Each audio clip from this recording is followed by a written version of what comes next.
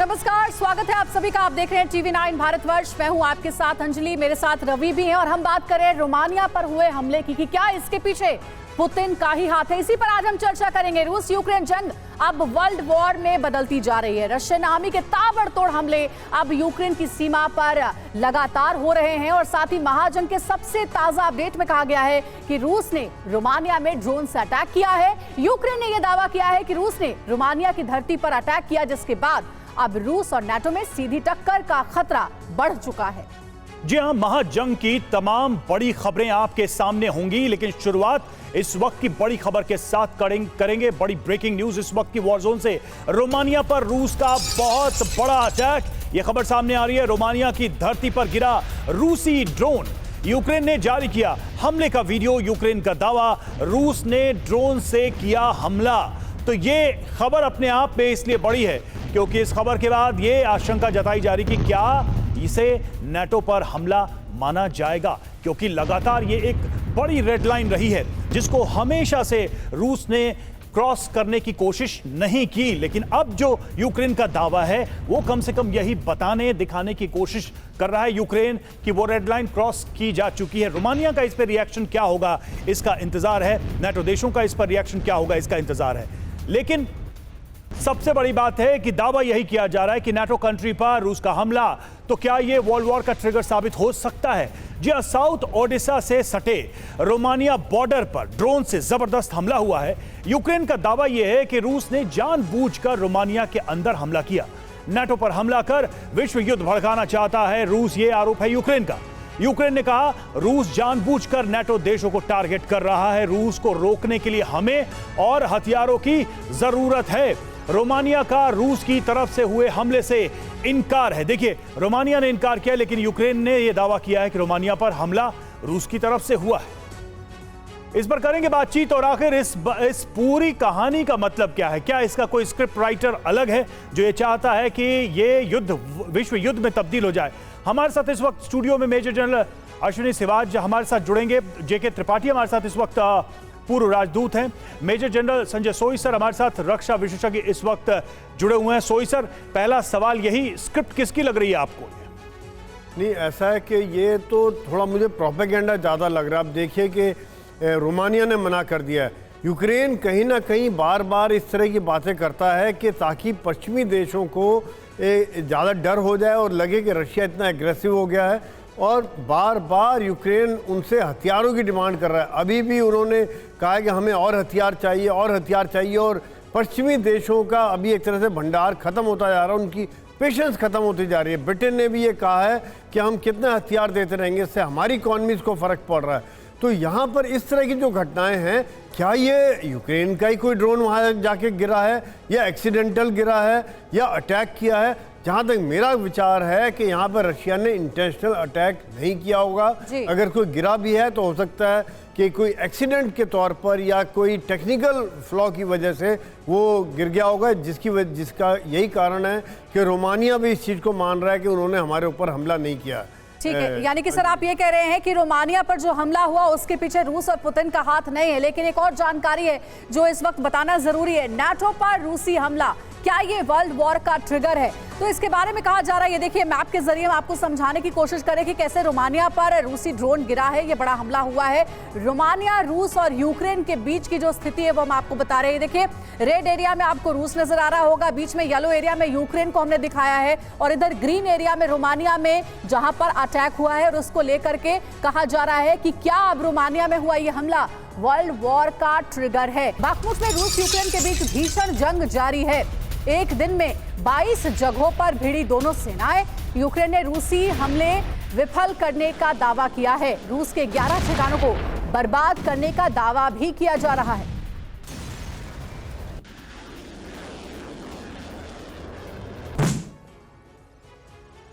और इस बीच फ्रांस ने यूक्रेन में रूसी हमलों के खिलाफ बयान दिया है।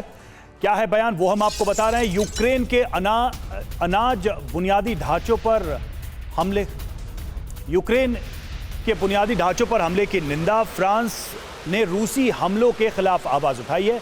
ओडिशा के इस्मेल अनाज डिपो पर यह हमला हुआ था। खाद्य सुरक्षा पर ब्लैकमेल कर रहा है रूस, ये फ्रांस का आरोप है। यानी कि एक तरीके से इनडायरेक्टली ये कहा जा रहा है कि रूस फूड क्राइसिस क्रिएट करने की भी कोशिश कर रहा है ऐसे हमलों के जरिए। एक और बड़ी अपडेट है, रोमानिया पर हमले के बाद बहुत बड़ा खतरा मंडरा रहा है। रूस और नाटो में सीधी टक्कर का खतरा, किसी भी वक्त शुरू हो सकती है रूस नाटो में जंग। तो देखिए, बहुत ही बड़ी खबर सामने आ रही है। क्या अब रूस और नाटो के देश आमने सामने भिड़ेंगे? क्या अब युद्ध जो है वो रूस वर्सेस नाटो के बीच होगा? क्योंकि कहा यह जा रहा है कि रोमानिया में जो हमला हुआ है उसके बाद से रूस और नाटो कंट्रीज के बीच की टेंशन बहुत बढ़ गई है।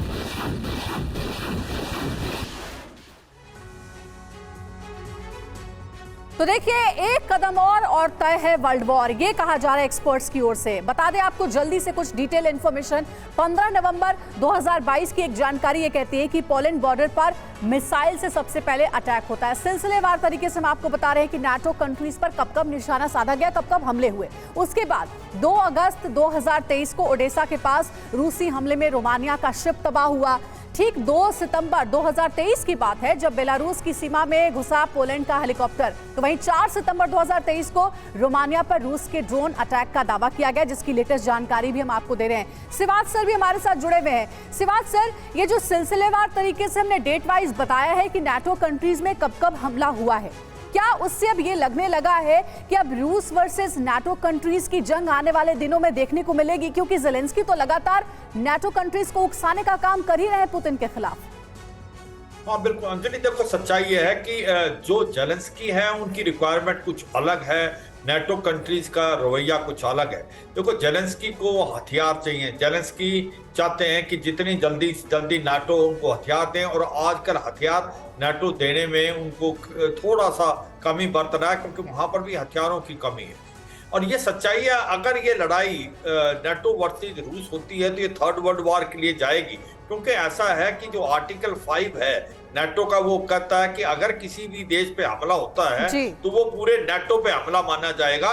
तो ये सच्चाई है। अगर ये बात सच है कि रूस ने रोमानिया के ऊपर यूक्रेन अटैक किया है एक प्रकार ड्रोन से, तो ये हमला हो सकता थर्ड वर्ल्ड वॉर की तरह, मगर ऐसा लगता नहीं। उसकी वजह यही है कि रूस कभी नहीं चाहेगा कि वो नाटो के साथ डायरेक्ट कन्फ्रंटेशन ले, और जो एक प्रकार से आपके ड्रोन हैं उसका ये बताना बड़ा मुश्किल हो जाता है कि वो कहां से आया है, क्या वो यूक्रेन। और सबसे बड़ी बात सिवात सर इसमें यह है कि रोमानिया ने खुद कह दिया है कि ये हमला नहीं है, ये रूस की तरफ से किया गया हमला नहीं है। खुद रोमानिया अभी इसको डिनाई नहीं चाहता, कोई नहीं चाहता कि खुद रोमानिया इसको डिनाई कर रहा है, तो वो इस क्लैश को आगे बढ़ाना नहीं चाहता, ये साफ दिख रहा है। और देखिए, बाखमुट में भीषण युद्ध के बीच यूक्रेनी सेना का बड़ा दावा सामने आया है। क्या है वो दावा? बाखमुट को लेकर यूक्रेन का यह दावा, 1 हफ्ते में 3 वर्ग किलोमीटर इलाका मुक्त कराया, ये यूक्रेन ने कहा है। बाखमुट के उत्तरी और दक्षिणी छोर पर लड़ाई जारी है। यूक्रेन की उप रक्षा मंत्री हन्ना मल्यार ने यह दावा किया है। बाखमुट में अब तक 47 वर्ग किलोमीटर इलाका वापस लिया है, ये अभी तक का दावा। और देखिए, लगातार वॉर जोन से जो अपडेट सामने आ रही है वो आपके सामने रख रहे हैं। एक और अहम खबर इस बीच ये है कि ब्रियांस्क में यूक्रेन ने बड़ी तैयारी कर रखी है। शहर में घुसने की फिराक में है यूक्रेनी ग्रुप। रूस का दावा है कि यूक्रेन का प्लान नाकाम कर दिया गया है। ब्रियांस्क में यूक्रेनी घुसपैठ रोकी गई है।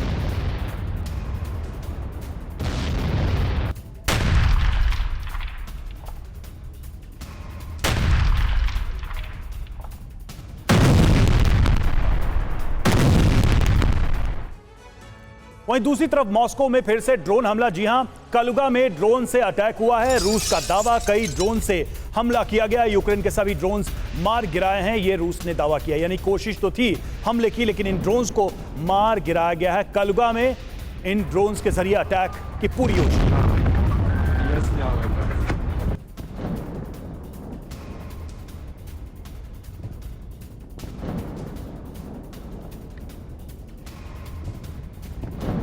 तो रूस के अंदर ड्रोन से एक बार फिर से हमला किया गया। हालांकि इस हमले को नाकाम करने का दावा रूस की तरफ से किया जा रहा है। मॉस्को, कलुगा में ये टारगेट बनाए गए थे और इन ड्रोन्स के जरिए हमला करने की कोशिश की गई। देखिए 4 सितंबर 2023 मॉस्को पर कई सारे ड्रोन्स का अटैक हुआ। हम आपको बताने की कोशिश कर रहे हैं कब कब कैसे ये अटैक हुआ। तो 4 सितंबर 2023 को मॉस्को पर एक साथ ड्रोन से अटैक किया गया। जी, और उसके बाद 3 सितंबर 2023 को 72 घंटे में दूसरी बार कुर्स्क न्यूक्लियर प्लांट पर हमला होता है, जिसकी जानकारी हम आपको दे रहे हैं। उसके पहले देखिए 1 सितंबर 2023 को कुर्स्क में रूस के न्यूक्लियर प्लांट पर यह ड्रोन से हमला किया गया। वहां पर एक बड़ी कोशिश की गई विनाश की। और सिर्फ इतना ही नहीं, बल्कि 1 सितंबर और 30 अगस्त 2023 को स्कोव मिलिट्री एयरबेस पर भी ड्रोन से अटैक हुआ और 1 सितंबर 2023 को मॉस्को पर एक साथ कई ड्रोन से हमला किया गया है। सिर्फ अगस्त की बात करें तो इस महीने में 11 बार ड्रोन से हमला किया गया, ड्रोन अटैक की कोशिश की गई। और यह बताने के लिए काफी है कि किस तरीके से कंसिस्टेंट ड्रोन अटैक इस वक्त रूस पे, मॉस्को पे हो रहा है। जेके त्रिपाठी सर भी हमारे साथ स्टूडियो में बने हुए हैं। त्रिपाठी सर, अब अहम सवाल इसमें यह है कि क्या विंटर से पहले इस वॉर को कंक्लूड करने की कोशिश की जा रही है दोनों तरफ से, क्योंकि यूक्रेन रुक तो नहीं रहा है और उसके बदले में जो काउंटर अटैक है रूस का वो बढ़ता ही जा रहा है।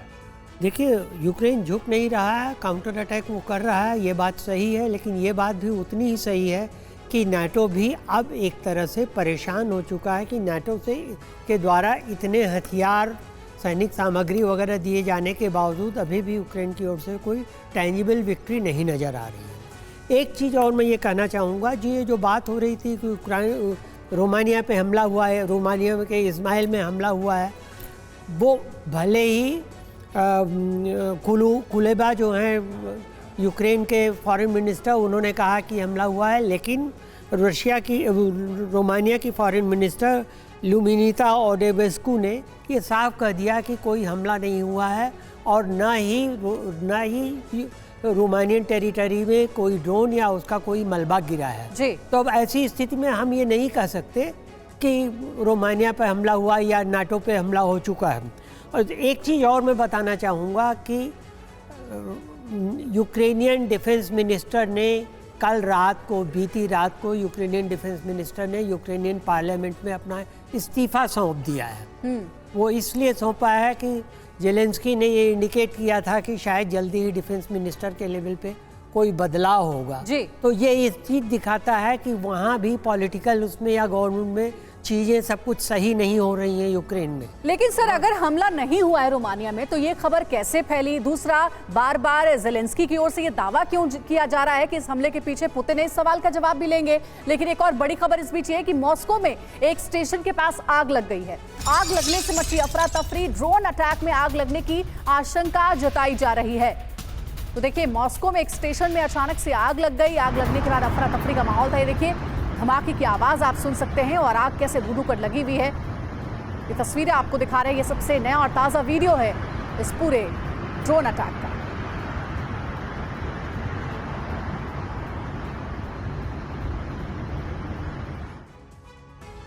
और वहीं कुपियांस्क में यूक्रेन का ड्रोन अटैक, रूस का दावा 3 ड्रोन्स मार गिराए, मॉस्को की तरफ जा रहे थे तीनों ड्रोन्स, ये रूस ने दावा किया है, लेकिन इन ड्रोन्स को रास्ते में ही मार गिराया गया। तस्वीरें भी जारी की गई हैं कि किस तरह से इन ड्रोन्स को टारगेट किया गया, हिट किया गया। ये देखिए। और ब्रेकिंग न्यूज है, यूक्रेन युद्ध के बीच बहुत बड़ी जानकारी है। पुतिन और किम जोंग की मुलाकात होने वाली है। जल्द हो सकती है पुतिन और किम की मुलाकात। पुतिन से मिलने रूस जा सकते हैं किम जोंग। पुतिन किम की मुलाकात पर अमेरिका की नजर टिकी हुई है। तो देखिए, बहुत ही बड़ी खबर मिल रही है। किम जोंग उन और व्लादिमीर पुतिन की होने वाली है मुलाकात। बिल्कुल, इस मुलाकात पर पूरी दुनिया की निगाहें हैं। पुतिन किम की मुलाकात, महाविध्वंस की क्या ये है एक बिसात? समझना होगा हमें इसमें इसके जो बड़े बिंदु हैं वो क्या हैं। तो पुतिन किम की मुलाकात में हथियारों को लेकर बातचीत हो सकती है अंजलि, और ये सबसे बड़ी डील हो सकती है। जी हाँ, नॉर्थ कोरिया से हथियार सप्लाई पर सहमति बन सकती है जब दोनों ही राष्ट्राध्यक्षों की मुलाकात होगी, ये जानकारी मिल रही है। मुलाकात के बाद वेपन सप्लाई शुरू कर सकता है नॉर्थ कोरिया, और ये ऐसे समय में जब टेंशन हाई है। जी हाँ, यूक्रेन युद्ध को लेकर पुतिन और किम के बीच कई अहम पॉइंट्स पर बातचीत भी होने वाली है। पुतिन किम की मुलाकात पर अमेरिका, पश्चिमी देशों की कड़ी नजर होगी, क्योंकि पश्चिमी देशों की आंख में दोनों बराबर खटकते हैं। और अगर कोई ऐसे हथियारों की डील होती है तो निश्चित तौर पर पश्चिमी देशों का भी रिएक्शन क्या होगा, इस पर भी नजर आएगी। सोई सर, ये एक बड़ी ही डिफरेंट सिचुएशन है, मतलब किम को इस वॉर सिचुएशन में इन्वॉल्व करना, वहां से वेपन्स लेना, ये क्या रणनीति दिखाई देती है? क्या इस वॉर को एक्सटेंड करके किसी और पेनिनसुला में भी उस टेंशन को भेजने की कोशिश है? नहीं, ऐसा है कि बिल्कुल जो ये बात जो गठबंधन हम देखते आ रहे हैं कि ईरान हो गया, नॉर्थ कोरिया हो गया, रशिया हो गया, हालांकि चाइना पूरी तरह खुल के साथ नहीं है, लेकिन नॉर्थ कोरिया और ईरान बिल्कुल खुल के रशिया के साथ हैं। और हम देख रहे हैं किस प्रकार से ईरान के सप्लाई किए हुए ड्रोन्स रशिया इस्तेमाल कर रहा है, और आज 1.5 साल से ज़्यादा समय हो गया है। रशिया के बाद भी अपने हथियारों का भंडार कम होता जा रहा है, तो वो भी देख रहा है कि किस प्रकार कहीं से और क्या क्या सोर्सेज हैं, किससे क्या सामान लिया जा सकता है। तो बिल्कुल ये किम और पुतिन की जो मीटिंग है काफ़ी अहम है, क्योंकि इसके बाद जो सप्लाई मिलेगी रशिया की, जो सेनाओं को एक जान सी मिल सकती है, उनके आर्म्स को जान मिल सकती है कि हाँ अभी भी हैं। हालांकि देखा जाए तो मतलब 1.5 साल से ज़्यादा समय। लेकिन सर, रूस अपने आप में इतना शक्तिशाली देश है कि क्या नॉर्थ कोरिया किम जोंग की मदद की जरूरत पड़ रही है पुतिन को? नहीं, बिल्कुल। आप देखिए ईरान से मदद ले रहे हैं, ईरान से ड्रोन ले रहे हैं, तो कहीं ना कहीं कई टेक्नोलॉजी ऐसी होती है, कई वेपन सिस्टम ऐसे होते हैं जो उनसे लें। और वाकई में जिस प्रकार से आज डिस्ट्रक्शन हो रहा है हथियारों की, जो जंग आज काफ़ी भीषण मोड़ ले चुकी है, और लगातार यूक्रेन रशिया के अंदर घुस घुस कर हमले कर रहा है, उनके एयरपोर्ट्स पर अटैक कर रहा है, उनके एम्यूनिशन के डंप्स पर अटैक कर रहा है, तो ये जो बात है अभी रशिया को चुभने लगा। और वाकई में ये जो मीटिंग है इस पे यही कारण है कि सर आप कह रहे हैं कि वॉर सिचुएशन में अब पुतिन को भी मदद की जरूरत पड़ने लगी है, इसलिए दूसरे देशों के राष्ट्राध्यक्षों के साथ उनकी मीटिंग्स भी हो रही है, और इसी कड़ी में किम जोंग के साथ मुलाकात को भी देखा जा सकता है। एक और ब्रेकिंग न्यूज है, सुमी में रूस का ताबड़तोड़ अटैक जारी है। 18 ठिकानों पर रूस ने किया एक साथ हमला। सुमी में 20 बार सुनी गई है धमाके की आवाज। रूसी हमले में कई लोगों के हताहत होने की भी खबर है।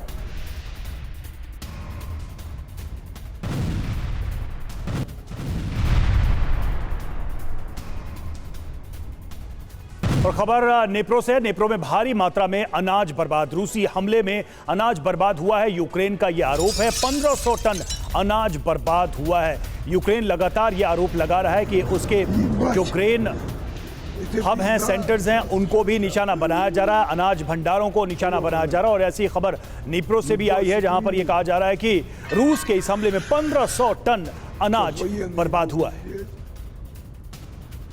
एक और बड़ी खबर है, रूस ने Tu-95 न्यूक्लियर बॉम्बर्स में टायर लगाया। फाइटर जेट्स के पंखों को कार टायर से ढका गया है। ये देखिए, आपको तस्वीरें में दिखा रहे हैं। यूक्रेनी ड्रोन के हमलों से बचाने के लिए यह स्ट्रेटेजी बनाई गई है। सैटेलाइट तस्वीरों से इस बात का खुलासा हुआ है।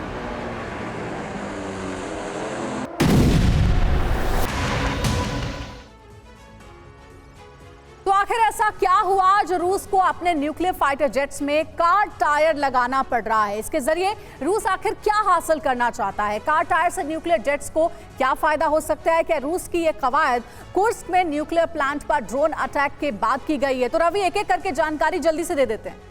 बिल्कुल, देखिए, ये जो चेंजेस किए गए, ये जो मॉडिफिकेशन है Tu-95 में कार टायर ड्रोन हमलों का डर, रूस ने परमाणु बम वर्षकों के पंखों पर कार टायर लगाया है, ये एक जानकारी जी। और ये खुलासा हुआ है सैटेलाइट इमेज से। सेराटोव एंगल्स 2 एयरबेस से आई तस्वीरों से इस बात का खुलासा हुआ है। और देखिए, Tu-95 फाइटर्स को यूक्रेनी ड्रोन हमलों से बचाने की ये कोशिश मानी जा रही है, उससे बचाने के लिए ये मॉडिफिकेशंस किए गए। और कुर्स्क में कहा जा रहा है कि कुर्शातोव न्यूक्लियर प्लांट पर ड्रोन से अटैक हुआ है, और उसके बाद ऐसी स्ट्रेटेजी अपनाई गई है। एक हफ्ते में दूसरी बार न्यूक्लियर प्लांट पर ड्रोन से हमला हुआ है, और इसको देखते हुए ये बड़ा बदलाव किया गया रूस की तरफ से। और बीते दिसंबर की बात करें तो बीते दिसंबर में एंगल्स 2 एयरबेस पर इसी तरीके का ड्रोन अटैक हुआ था, और इसी को देखते हुए अब कहा जा रहा है कि रूसी परमाणु बेड़े का अहम हिस्सा है Tu-95 न्यूक्लियर फाइटर, जिसमें कार टायर लगाया गया है। तो ये Tu-95 को लेकर अहम जानकारी थी जो हम आपको दे रहे थे। सिवाज सर के पास चलते हैं। सिवाज सर, क्या ये माना जाए कि रूस को अब ये बात कंफर्म है कि खतरा उसके परमाणु संयंत्रों को है, और वही डर या वही आशंका इस तरह के बदलाव, इस तरह के सिक्योरिटी अपरेटस में चेंजेस को मजबूर कर रहे हैं, रूस उसके लिए मजबूर हो रहा है, विवश हो रहा है? हाँ बिल्कुल, देखो रवि, सच्चाई यह है कि ये लड़ाई एक बहुत नया मोड़ ले चुकी है, और ये लड़ाई 1.5 साल से ज्यादा टाइम से चल रही है, और दोनों तरफ से हथियारों की बड़ी कमी है, और दोनों यूक्रेन बड़ी ट्राई कर रहा है नेटो से हथियार ले, इसी प्रकार रूस अब कोशिश कर रहा, अकेला लड़ रहा था कि कहीं नॉर्थ कोरिया से हथियार ले, ईरान से ले, क्योंकि चीन ने डायरेक्ट उसको हथियार नहीं दिए हैं, वो नहीं चाहता कि उसके ऊपर इकोनॉमिक सैंक्शन लगे। उनका $3 ट्रिलियन का ट्रेड है यूरोप और अमेरिका से। अब जो बात आती है कि ये दोनों तरफ अभी डर है, रूस को भी कहीं न्यूक्लियर बेसिस पे अटैक हो सकता है, तो इसलिए उन्होंने अपनी एयर डिफेंस को बहुत पुख्ता किया है। देखो रूस के पास air defence system S-400, S-300 और S-500 तक है। ऐसा नहीं है कि उसके इतना जल्दी उसमें निकलना आसान होगा। अब जो कुछ पहले खामियां थी रूस के अंदर, अब उन्होंने पूरी कर ली हैं और किसी हद से वो ज्यादा से ज्यादा ड्रोन जो यूक्रेन से आ रहे हैं उनको बर्बाद कर रहे हैं हवा में ही। और अब आने वाले समय में वो अपने न्यूक्लियर इंस्टॉलेशन को भी एक प्रकार से प्रोटेक्ट करने के लिए multi tier air defence system को अपना रहे हैं, जिसके अंदर आपके एक सिस्टम फेल हो तो दूसरा, तीसरा, चौथा। मुझे लगता है रूस ने अभी अपनी स्ट्रेटेजी को बहुत चेंज कर लिया और रूस चाहता है कि अगर यूक्रेन की तरफ से कोई भी हमला आए तो उसकी तो आप ये कह रहे हैं कि बदले हालात और नए हमलों की वजह से रूस लगातार अपनी डिफेंस स्ट्रैटेजी में बदलाव भी कर रहा है, मॉडिफाई कर रहा है उसको भी। और देखिए एक और खबर है, LPR में यूक्रेनी ड्रोन कंट्रोल स्टेशन नष्ट, इसकी जानकारी सामने आ रही है। डोनेस्क में यूक्रेन के 34 ड्रोन तबाह, यूक्रेन के लिमन में मारे गए 50 यूक्रेनी सैनिक, ये भी जानकारी सामने आ रही है। रूस का ईस्ट यूक्रेन पर विध्वंसक हमला, रूस लगातार हमले कर रहा है और देखिए उसी से जुड़ी ये जानकारी, लीमन में 50 यूक्रेनी सैनिक मारे जाने का दावा किया जा रहा है।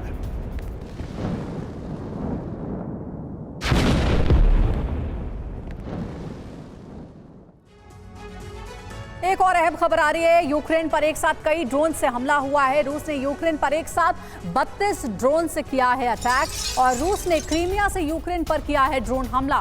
रूस ने ओडेसा, नेप्रोपेट्रोविस्क पर किया है ड्रोन अटैक। 32 में से 23 ड्रोन मार गिराने का यूक्रेन दावा कर रहा है।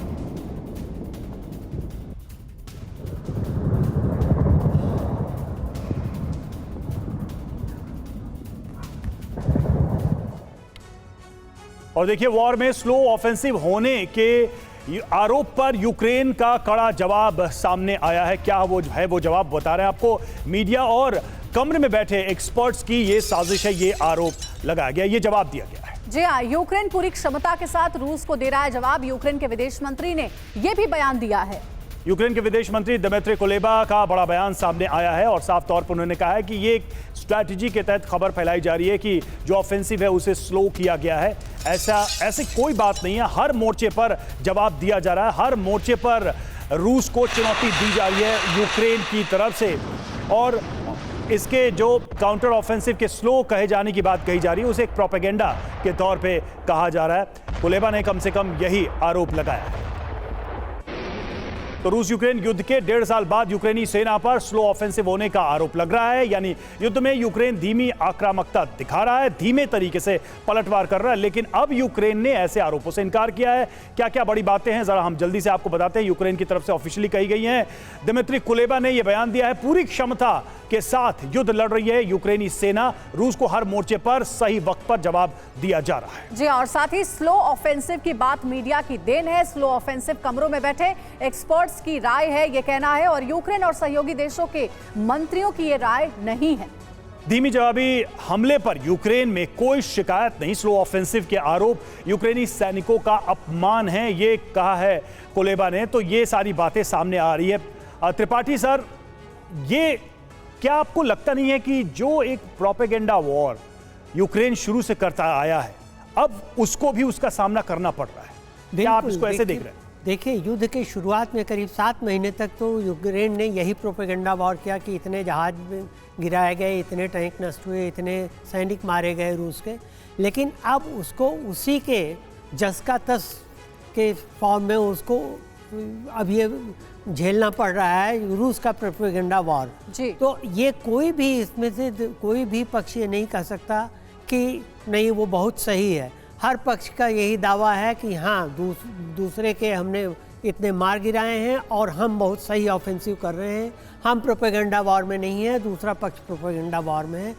असल स्थिति अभी नहीं पता लगेगी, तभी पता लगेगी जब युद्ध खत्म होगा। कई ऐसी खबरें युद्ध के बीच में आ रही हैं जो कि महज एक प्रोपेगेंडा है, एक अफवाह के तौर पर फैलाई जा रही है, जैसे सर बता रहे थे। एक और बड़ी खबर यह कि रोबोटाइन में रूस यूक्रेन में भीषण जंग इस वक्त चल रही है। रूस ने किया है ताबड़तोड़ हमला। रूसी हमले में बाल बाल बचे हैं यूक्रेनी सैनिक।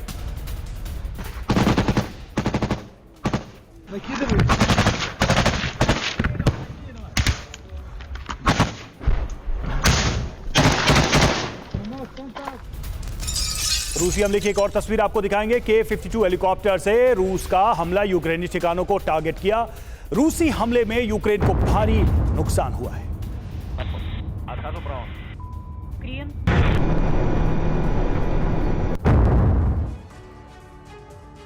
और यूक्रेन युद्ध से जुड़ी इस वक्त की एक और बहुत बड़ी खबर आ रही है, वो आपको बता दें। डोनेस्क में बताया जा रहा है कि सैनिकों के बीच पहुंचे ज़ेलेंस्की।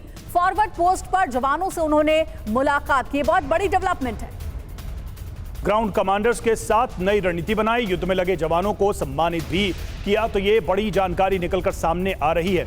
और आखिर यूक्रेन के राष्ट्रपति ज़ेलेंस्की के डोनेस्क दौरे के पीछे के मायने क्या है, मरीन कमांडर्स और सैनिकों से राष्ट्रपति की मुलाकात का मकसद क्या है, इसको भी हम आपको बताएंगे कि आखिर इन सब का अर्थ क्या है। तो ज़ेलेंस्की के डोनेस्क दौरे के मायने क्या है, जल्दी से हम आपको बिग वॉल के माध्यम से यह समझाने की कोशिश कर रहे हैं। ज़ेलेंस्की का डोनेस्क दौरा और उसके मायने, युद्ध के बीच डैमेज कंट्रोल की कोशिश, पहला मतलब तो यही निकलता है। और दूसरा ये कि फ्रंटलाइन पर जाकर सैनिकों का हौसला बढ़ाया है। ऐसी तस्वीरें पहले भी देखने को मिली हैं जब ज़ेलेंस्की सैनिकों के बीच गए। वहीं मरीन कमांडर्स के साथ नए सिरे से युद्ध की स्ट्रेटेजी भी ज़ेलेंस्की ने बनाई है इस मुलाकात के दौरान। टैक्टिकल ग्रुप के साथ नए हमलों का प्लान भी ज़ेलेंस्की ने बनाया है। और रूस के साथ बराबरी की लड़ाई दिखाने की कोशिश है, यानी कि अपने सैनिकों की हौसला अफजाई के लिए ज़ेलेंस्की पहुंच गए मुलाकात करने। और रूस के कब्जे से अपने इलाकों को वापस लेने पर भी उन्होंने यहां पर चर्चा की है, डिस्कशन किया है।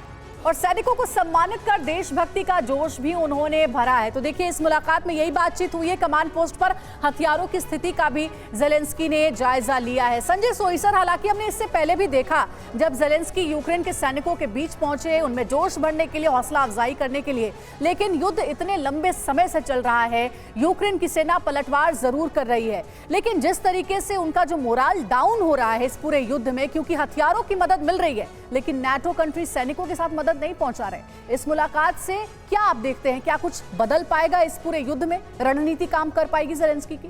नहीं, देखिए, ऐसा है कि हर लीडर कोशिश करता है कि सैनिकों का मोराल हाई करे। यही बात ज़ेलेंस्की कर रहे हैं। सीमा पर जा रहे हैं, सैनिकों को मिल रहे हैं, कोशिश कर रहे हैं कि हाँ भाई, आप बहुत अच्छा काम कर रहे हो, आपको सम्मानित किया, मेडल दिए और आप जीत रहे हो, रशिया के साथ हम लड़ रहे हैं। लेकिन ऑन ग्राउंड सिचुएशन जैसे है कि जिस प्रकार से अभी 2 मिनट पहले आपने दिखाया था कि बयान आया है, उनको क्लैरिफिकेशन देना पड़ रहा है कि हमारा ऑपरेशन स्लो नहीं है। यहाँ पर भी अब सैनिकों को भी यही बताने की कोशिश हो रही होगी कि हमारे ऑपरेशन सही नहीं, हमको वहाँ सफलता मिली, हमने बखमुंड में 2 किलोमीटर ले लिया, हमने खेरसौ में थोड़ी हमने काफ़ी डैमेज किया। ये सब बातें जो हैं, ताकि एकदम से 1.5 साल से ज़्यादा समय हो गया, जब 2.25 साल होने वाले हैं, तो एक थक जाते हैं सोल्जर्स। और इनकी इतनी कैजुअल्टीज हुई हैं, कितने नंबर्स बचे हैं, क्या उनका ट्रेनिंग का लेवल है। और जिस प्रकार से रशिया भी बम्बार्डमेंट कर रहा है, बहुत तगड़ा ऑफेंसिव पे आया हुआ है, हर फ्रंट पर आज ऑफेंसिव चल रहा है, तो उसके द्वारा नेचुरली सैनिकों के मोराल पर काफ़ी असर पड़ता है। और लीडर का जाना डेफिनेटली एक फ़र्क तो डालता है साइकोलॉजी। और ये सर, हमने देखा है शुरुआत से ही कि ज़ेलेंस्की का ये पूरा एक वॉर पैटर्न रहा है। उनके जो जनरल्स रहे हैं उनको ये सलाह देते होंगे शायद कि सैनिकों के बीच जाने से उनका उत्साह बढ़ेगा, और ये कोशिश लगातार चली है। और देखिए, इस बीच एक और खबर, खेरसौन में यूक्रेन को बहुत बड़ा नुकसान, 24 घंटे में 60 यूक्रेनी सैनिकों की मौत की खबर है। 1 टैंक और 5 फाइटिंग व्हीकल भी तबाह हुए हैं। रूस की जबरदस्त एयर स्ट्राइक और आर्टिलरी फायरिंग में ये नुकसान हुआ है, ये दावा किया जा रहा है।